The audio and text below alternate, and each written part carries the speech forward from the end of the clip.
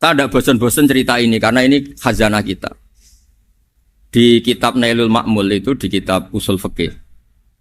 Saya berkali-kali cerita ini karena ini untuk menunjukkan bahwa Quran itu liqaumi ya'qilun, liqaumi yatafakkarun.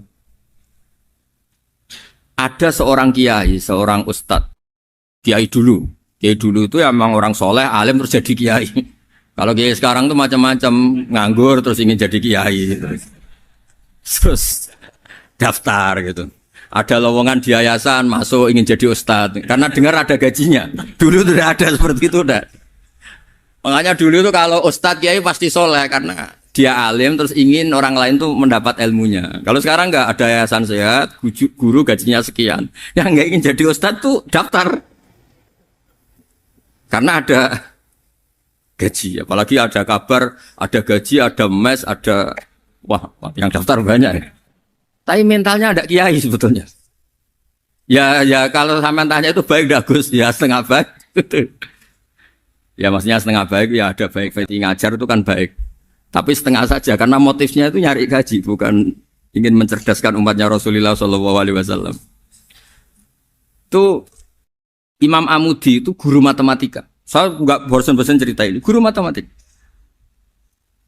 Muridnya sampai takut ini masuk surga ndak. Kiai kok ndak ngajarin istighosa atau tahlil malah ngajarin apa? Matematika. Beliau meninggal terus muridnya tanya, "Ma fa'alallahu bik?" Kira-kira gitu. Apa yang dilakukan Allah? Allah nyambut Anda gimana? Terus kata Imam Amudi, "Bagus saya disuruh ngajar malaikat." Karena malaikat kan enggak pernah kayak anak beki gini ngaji gini. Malaikat tuh enggak pernah ngaji, dia iman saja karena tahu surga, tahu neraka terus iman gitu aja. Jadi imannya malaikat tuh enggak keren kita. Imannya loh ya. Loh itu yang ngendikan Nabi loh, enggak saya. Nabi pernah tanya sama sahabat, iman yang paling keren siapa? Jawabannya sahabat malaikat. Ya enggak, karuan malaikat iman. Dia yang tahu surga neraka, tahu segalanya masa ada imannya pasti iman lah katanya.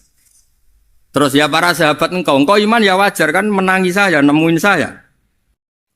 Yang hebat itu orang-orang yang tidak melihat saya, tidak saya didik tapi tetap iman. Karena dididik akal, ya tadi dididik Quran, apa dididik Quran. Sama siapa? Teks bahasa Arabnya masang. Terus Imam Amudi kata Allah, suruh dia ngajarin para malaikat cara menemukan saya. Malaikat dikumpulin terus Imam Amudi disuruh ngajar. Sama singkat kata-katanya Allah di mimpi itu. Istadilla ala wahdaniyati. Bihadrati malaikati. Tolong ajarkan cara menemukan saya padahal Anda ini manusia yang tidak melihat saya. Anda di Jakarta kan hanya gedung-gedung. Paling jadi khayal terus nikmat lah, Anda ikut punya tapi ikut nikmati. Itu orang desa-desa kalau ke Jakarta itu pokrol. Wah di Jakarta tuh gedungnya tinggi-tinggi, tidak kayak kampung sini. Lu udah ikut punya, ikut bangga. Di Jakarta orangnya cantik-cantik, tidak kayak orang sini. Padahal dia ya dapat orang cantik gitu. Jadi Allah tuh saking pinternya, miskin-miskin ya bisa berkhayal dan bahagia. Nah, itu alhamdulillah betul. Akhirnya itu apa ini anak-anak begini saya tak niati ngajar standar anak-anak akademik. Terus pertama yang diajarkan hanya bilang gini, sama siapa teknya? Ya malaikat wahi para malaikat. Terus beliau bilang, nisbatus naini wassalasah ila malanihayata lahu nisbatul far'i ilal asli. Angka itu jumlahnya berapapun 2, 3 sampai triliunan. Semuanya itu nisbatul far'i ilal asli. Binisbat ilal wahid nisbatul far'i ilal asli. Angka 2 ya cabangnya 1, 3 ya cabangnya 1, 1 triliun ya cabangnya 1. Tetap yang asal usul adalah angka 1. Itu nangis semua malaikat. Cara Jawa itu mandekman kowe iman kaya imanku. Makanya imannya umat Rasulullah SAW itu PD-nya yakinnya kayak imannya malaikat. Kalau Tuhan itu 1. Karena angka enggak bisa dimulai kecuali dengan angka 1. Makanya nisbatus naini wassalasah ila malani hayatalahu iku nisbatul far'i ilal asli. Semuanya itu nisbatnya cabang ke induk. Berarti semua alam raya ini tetap asal usulnya 1, yaitu qul huwallahu ahad. Nah, itu namanya akal. Umatnya Rasulullah itu ditinggali mukjizat akal lewat panduan Quran sehingga meskipun kita tidak menangi Rasulullah, tidak menangi sahabat, kita tidak tahu malaikat Jibril, tapi cara iman kita ini tidak kalah keren. Yakin hakul yakin. Terus kedua, gambar. Kamu gambar rumah, gambar hewan, gambar apa saja, mesti dimulai satu titik. Entah gambar kamu bagus, entah jelek, tetap dimulai satu titik. Nah, titik ini namanya nuqtatul wujud. Semua alam raya dimulai dari satu titik, yaitu nuqtatil wujud. Makanya Quran dimulai bismillah, dan bismillah itu dipilih sama Allah pakai pertama ba itu ada titik. Itu kata semua ulama. Itu titik itu singkatan dari bi kana makana wa bi yakunu mayakun. Karena saya semuanya ada. Bi itu karena saya. Jadi makanya santri-santri beki tidak usah bayangkan kamu jadi wali terus bisa terbang ke Mekah, tidak usah. Kalau terbang ke Mekah ya sudah umroh aja bayar. Kalau enggak ya maklaran KBH atau apa. Pokoknya cari gratis. Ya gratis kan, dapat orang 10 gratis satu. Terus orang enggak umroh-umroh dirayu-rayu supaya umroh. Repot. Itu pelanggaran fikih itu. Kalau orang punya utang itu wajibnya nyaur utang dulu gitu. Wah repot. Saya itu juga sering bingung di kampung-kampung. Gus sama umroh. Kenapa? Dapat gratisan. Minta uang saja buat nyaur utang. Enggak boleh. Wah, secara fikih yang wajib itu nyaur utang bukan umroh. Enggak boleh Gus diminta uang, enggak boleh, harus umroh. Udah gitu saya ini bingung Gus mau umroh. Enggak nikmati. Kenapa? Disuruh ngajar Gus. Repot semua kalau ibadah mergawe ya gini bingung semua. Ya saya mohon anak-anak BK semua yang seneng Quran itu harus seneng sampai kayak saya sehingga tahu mencari Tuhan dengan cara tauhid yang berbasis akal itu sedzahir imannya malaikat. Jika di klasmen iman itu manusia ulul ilmi, kita-kita yang nekuni ilmu itu nomor 1 prakteknya.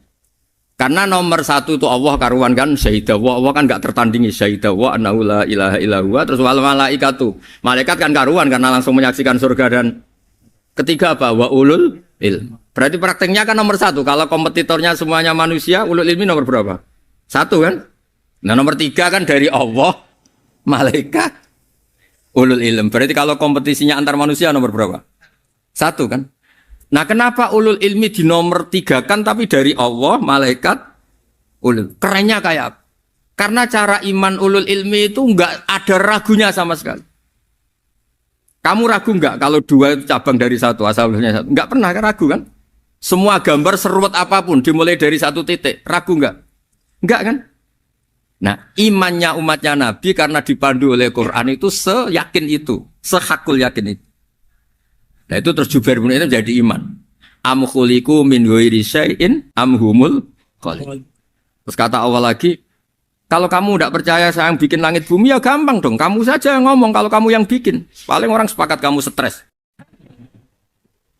Terus hanya ayat gitu, am khalaqus samawati wal ardh. Kalau kamu tidak yakin Allah yang bikin, ya silakan Anda klaim saja kalau kamu yang bikin langit bumi. Bala yuqinun. Kamu juga gak mau kan dibilang stres. Ya, ini ngaji ilmu dulu, nanti bagian terakhir ijazah. Bismillahirrahmanirrahim. Ini riwayatul Bukhari. Haddatsana Abdullah bin Yusuf, haddatsana Les, haddatsana Sa'id al-Maqburi an Nabi Hurairah radhiyallahu anhu qala an-nabiy sallallahu alaihi wasallam. Ma minal anbiya'i nabiyyun illa qad u'tiya minal ayat ma mithluhu amana alaihi al-bashar. Wa inna ma kana alladhi utituhu wahyan awhahu wa ilayya fa arju an akuna aktsarahum tabi'an yaumal qiyamah. Dados kita tahu semua nabi itu punya mukjizat.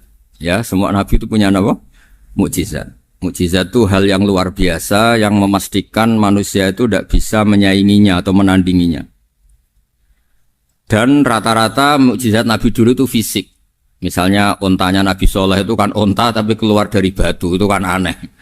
Aneh sekali. Atau tongkat Nabi Musa bisa simsalabim mengeringkan laut apa? Merah. Semua Nabi itu punya mukjizat dan semuanya berbentuk fisik.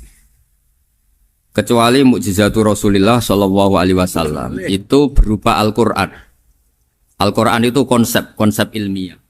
Terus kata Rasulullah SAW, tapi saya karena Quran itu justru berharap pengikutku besar dan sampai hari kiamat. Sekarang kita logika ya.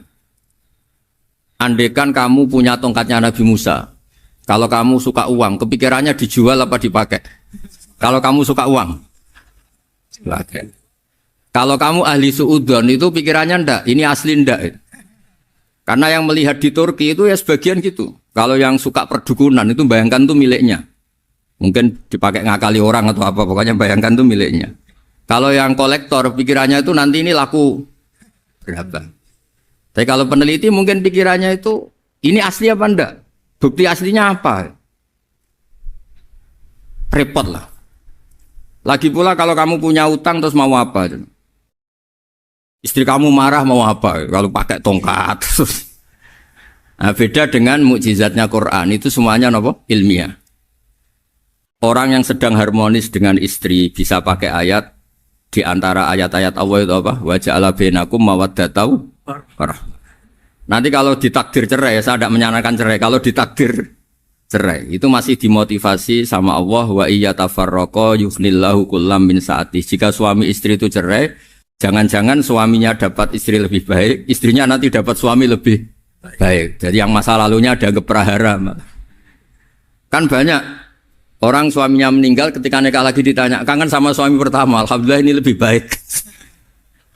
Padahal suaminya yang meninggal itu berharap istrinya ini kangen, ternyata dia sudah syukur dapat suami yang lebih baik. Jadi Quran itu menunggui kita ila yaumil qiyamah. Kita tidak bunuh diri, itu ya barokahnya Quran. Karena problem apapun kita dinasihati apa sabar, apa dinasihati sabar. Kan nggak mungkin kamu pegang tongkatnya Nabi Musa, punya masalah apa saja ngelihat tongkat, bisa apa tongkat. Tapi kalau Quran kan nasihat, solusi.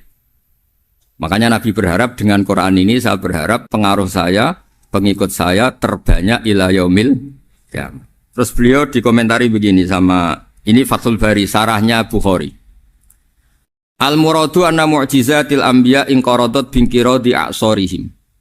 Falam yusyahidha illa man hadaraha. Problem mukjizat nabi-nabi dulu itu kan fisik. Sehingga yang tahu kalau Nabi Soleh punya unta yang ajaib, itu yang tahu ya hanya yang hadir saat itu. Yang tahu kalau tongkat Nabi Musa bertuah, itu juga yang tahu hanya yang hadir saat itu. Selebihnya tahu tongkat ya di museum. Tapi kalau Quran menjadi solusi, menjadi panduan, menjadi pegangan itu ila yaumil qiyamah. Kita beri contoh ya Quran panduan yang paling gampang misalnya begini. Dulu ini cerita ya. Dulu itu ada orang kafir cerdas namanya Jubair bin Mut'im.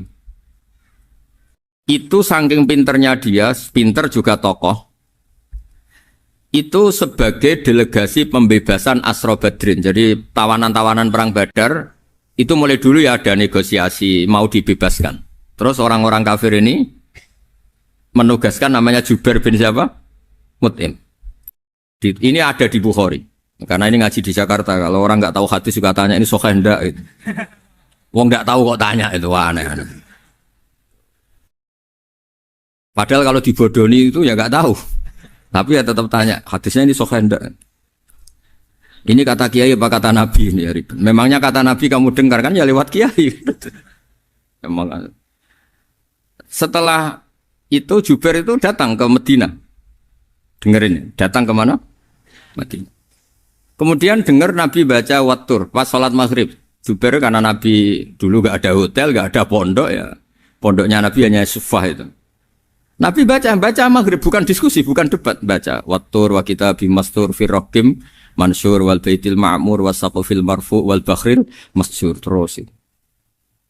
Kemudian sampai pada titik ayat am khuliqu min ghairi syai'in.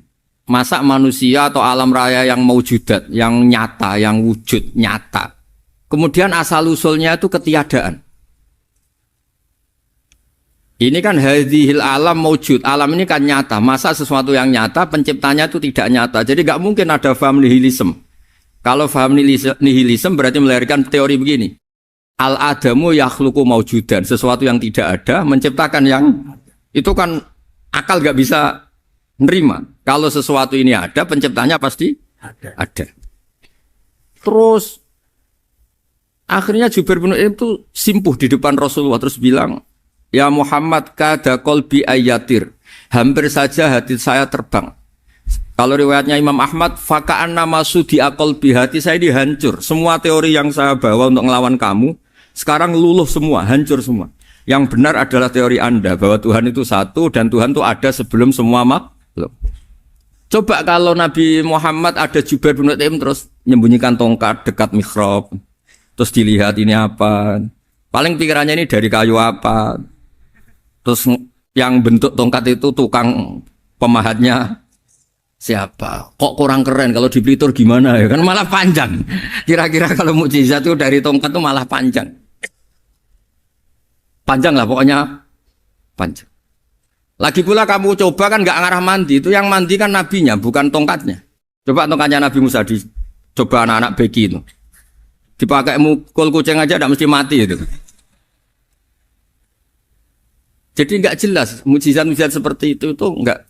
Tapi kalau Quran menunggui sampai saking hebatnya Quran, teori rasionalitas, soal kampanye di mana-mana.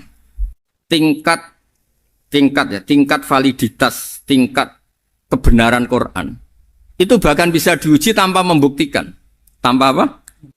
Cukup pakai akal. Ya terus saya teruskan.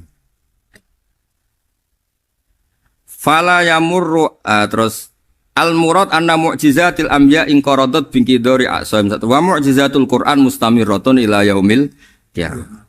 Wa kharquhu lil adat fi uslubihi wa balaghatihi wa ikhbarihi bil maghibat. Terus kata ini yang ngarang Fathul Bari, sarahnya Imam Bukhari. Fala yamurru asrun minal a'sar illa wa yadharu fihi syai'un mimma akhbaru bi annahu sayakun yadullu ala sihhati da'wahu. Wa hadza aqwal muhtamilat. Wa takmiluhu fil ladzi ba'da. Wa qilani ya. Anal al-makna anal mu'jizat al-madiyah kanat khissiyatan tusyahadu bil absar kana qati sholeh wa asa Musa. Mukjizatnya nabi-nabi dulu itu hanya penyembuh, hanya pelengkap, hanya nuruti keinginan mata. Seperti dahsyatnya apa? Laut Merah di sebelah apa dipukul sama tongkatnya Nabi siapa? Itu semuanya itu hanya memanjakan mata.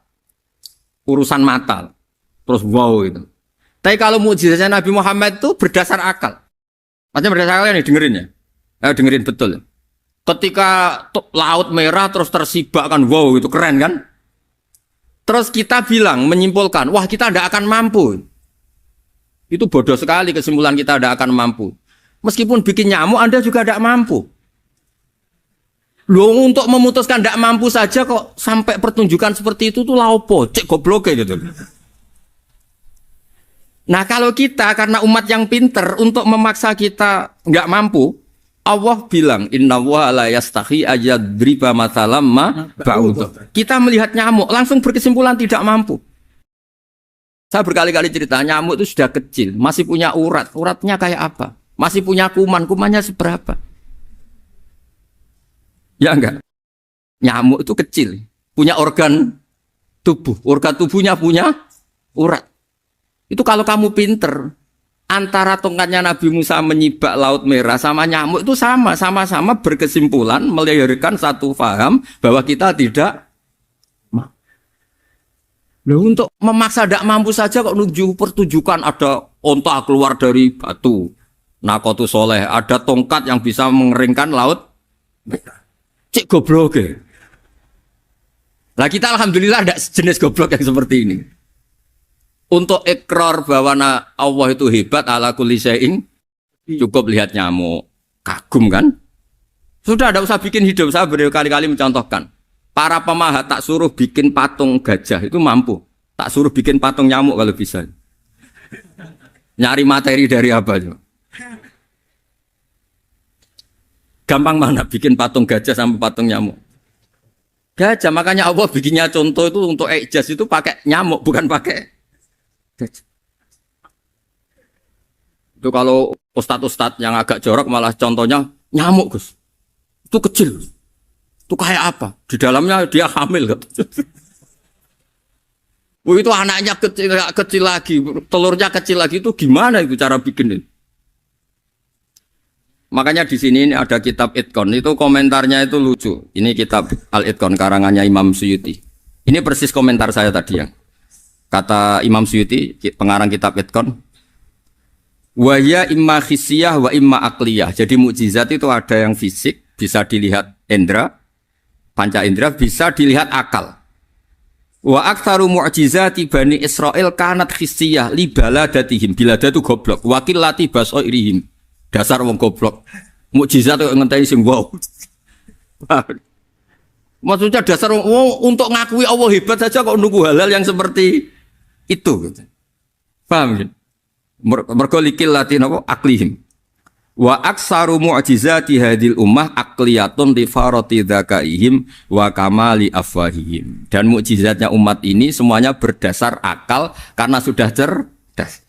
Jadi andaikan kita melihat tongkatnya Nabi Musa menyibak Laut Merah dengan melihat nyamuk, kesimpulan kita sama. Sama-sama wow, sama-sama keren, sama-sama memastikan kita tidak mampu. Makanya terus Quran menerangkan kita wa ma min dabatin fil ardi wala ta'iri yatiru bi janahihi illa umamun amsalukum. Jadi keseharian kita lihat burung kok terbang. Itu sudah ayatun min ayatillah. Paham nggih? Dados niki kudu bangga ditunggoni napa Quran, nggih ditunggoni napa Quran. Wa mu'jizatul Quran tusyahadu bil basirah fayakunu mayatabi'u li ajlihi aksar. Terus li annal ladzi yusyahadu bi aini ra'si yang qaridu bingkiradi musyahidi. Sesuatu yang tampilan dahsyatnya itu disaksikan mata, maka itu bisa habis. Era tongkat Nabi Musa seperti itu habis enggak? Bisa mengeringkan Laut Merah habis kan? Tapi era mukjizatnya Quran ila yaumil qiyamah. Ya contoh sosial, saya kembali lagi ke sosial. Kamu punya teman awet atau punya istri awet, itu konsepnya ya wal kadhiminal ghaidh, agak gampang tersinggung. Coba kalau kamu setiap tersinggung putus, setiap tersinggung habis, kamu tidak punya teman, tidak punya istri. Sampai kita awet seperti ini, kalau kecewa ya wal kadhiminal ghaidh, ngempet. Termasuk saya ini, biasanya ngaji khusus terus baca gini ya kecewa. Tapi barokahnya diwarai Quran wal kadhiminal ghaidh, ngempet Gus, ngempet. Terus kecewa sama teman, kenapa tidak putus? Karena wal afina aninna, sudah kalau kecewa maafkan. Coba kalau kita kecewa presiden demo, kecewa menteri demo, kecewa orang tua minggat. Ya kalau dicari, kalau tidak kan malu. Saya itu punya teman tak tanya, kecewa Gus sama bapak itu. Kenapa tidak minggat? Malu. Kenapa malu? Takut gak dicari. Itu orang tuh paling malu itu kalau keluar dari rumah nggak di. Saya punya teman lagi, saya ini takut mati Gus. Kenapa? Takut istri saya tidak nangis Gus. Itu kematian terburuk itu kalau mati, tahu istrinya tidak nangis. Itu malu betul itu. Makanya jangan mati. Pokoknya pastikan orang sekeliling Anda nangis itu baru berani mati. Kalau tidak jangan. Ya jadi mukjizatnya Nabi itu luar biasa. Nah ini terus saya teruskan ya. Makanya mukjizat terbesarnya Nabi adalah Al-Quran. Karena Al-Quran itu cerita tentang hukum-hukum akal, cerita tentang logika-logika peradaban. Misalnya logika peradaban, contoh paling gampang. Di Quran itu ada sekian ayat yang Allah cerita peradaban. Misalnya wa ahsinu innallaha yuhibbul muhsinin. Itu dikutip. Terus kemudian disimpulkan dalam peradaban. Kata Sayyidina Ali karramallahu wajhah ngendikannya gampang. Ahsin man syi'ta takun amirah. Kamu berbuat baik saja sama seseorang, maka otomatis kamu akan jadi pemimpinnya. Ada orang nggak tamat SD, nggak tamat papa, gobloknya minta ampun. Tapi karena gaji seorang pakar, kamu tak gaji 1 bulan 1 miliar, perusahaan saya jadikan besar. Itu dikongkan ngalor ngidul ya nurut. Hanya karena dia ihsan. Terus wastaghni amman syi'ta takun nadhira. Saya ulang lagi. Wastaghni amman syi'ta takun nadhira. Dan kamu jangan butuh orang lain, siapapun dia, maka kamu akan setara. Misalnya ada menteri orang antri mau salim, tapi kamu tidak butuh, kan tenang saja. Tapi kalau kamu butuh, habis kamu. Ya kan? Kamu tidak butuh seseorang, maka kamu posisinya akan setara. Kamu harus sopan karena punya utang jasa. Kalau nggak punya apa-apa kan setar. Ya enggak? Misalnya kamu jajar rektor atau jajar menteri, jajar apa saja. Kalau kamu tidak punya utang kan, kamu jajar menteri tidak punya utang. Sama jajar satpam tapi punya utang, takut mana?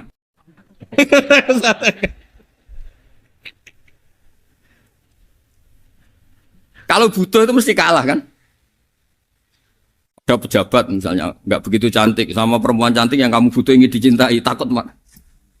Padahal gak jelas orang ini pangkatnya apa. Gak jelas. Jadi dalam hukum sosial itu kata Sidin Ali, wastaghni aman syi'ta takun nadhira. Kamu jangan butuh seseorang maka kamu akan setara. Terus yang terakhir, wahtas ilaman syi'ta takun asiro. Asiro pakai sin. Dan silahkan butuh seseorang maka kamu akan jadi budak dia. Ya coba misalnya Anda seorang profesor, seorang alim, seorang getop. Misalnya mencintai janda di ujung kampung sana, jalan kaki 2 kilo. Padahal itu gak tamat SD. Tapi gara-gara seneng, kacau kan? Logika kepangkatan hilang semua kan? Jadi itu hukum peradaban. Itu mewakili isi-isi sosial yang diterangkan Quran. Ya, jadi paketnya 3 tadi ya. Ahsin man syi'ta takun amiro. Kamu berbuat baik sama seseorang maka kamu bisa memimpin. Wastaghni amman syi'ta takun nadhira. Kamu jangan butuh seseorang maka kamu akan setara. Mbok kamu ketemu orang terkaya di dunia. Ya ketemu orang terkaya di dunia, kamu jejer, kamu tidak butuh dia. Tenang kan bisa setara kan? Tapi kalau butuh harus sopan, ngajukan proposal, harus berakhlak karimah. Makanya sekarang Anda kok berakhlak kenapa? Ternyata mau nyalek. Biasanya Anda berakhlak kok berakhlak. Ada apa ini? Makanya guyonan di Rembang itu Beb Husain itu. Kalau ada orang mendadak sopan sama temannya, temannya curiga, kok tumben sopan, mau utang ya? Zaman akhir itu kacau.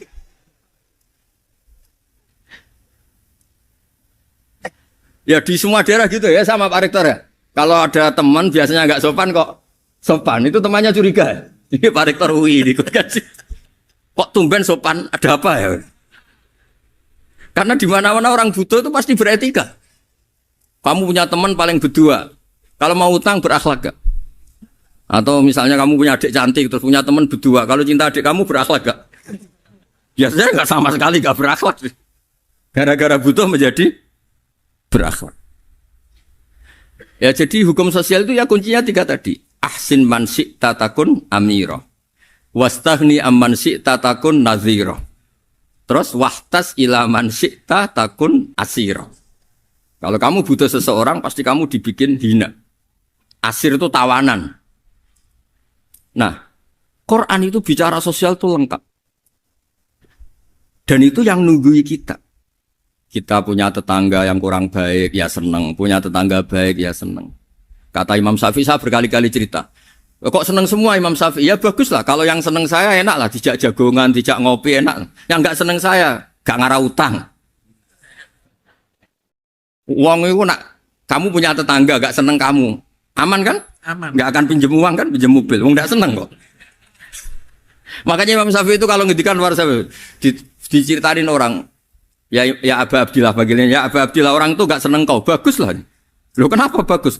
Waman asa'a ilaika faqad atlaqaka. Orang yang enggak seneng kamu maka membebaskan kamu. Enggak akan pinjam uang, pinjam mobil, enggak akan ganggu waktu kamu kan enggak seneng. Justru yang seneng-senengi masalah pinjam terus. Imam Syafi'i itu orang yang anggap dunia itu selesai. Ada yang cerita, ya Aba Abdillah, orang yang tadi cium tangan engkau, yang hormat engkau di luar maki-maki engkau, ngerasain engkau, ngata-ngatain engkau. Ya bagus lah. Kok bagus gimana? Berarti saya wibawa, depan saya tidak berani. Berarti saya wibawa, di depan saya tidak berani. Berarti itu makomnya sudah kulillah, sumadarhum fi khawdihim, yal'abun, sudah dunia itu selesai, sudah agak penting semua. Nah itu kalau kamu anak-anak bagi ahli Quran, sudah ayatnya kulillah, sumadarhum fi khawdihim, yal'abun, sudah lihat Allah saja agak penting, makhluk-makhluk itu. Dah makhluk semua agak penting, sepenting Allah. Nah kita ini ditunggoni mukjizat seperti itu. Bayangkan misalnya kita ditunggoni tongkatnya Nabi Musa. Saya ngajar di sini terus ini tongkat. Terus nanti yang tanya, Gus itu kayu apa Gus? Nanti yang kolektor tanya itu harganya berapa Gus? Ruwet apa? Terus yang ahli suudon itu asli gak Gus? Wah. Yang ahli suudon kan mesti tanyanya gitu, itu asli enggak Gus? Repot-repot pokoknya. Tapi kalau Quran kan jelas. Kenapa?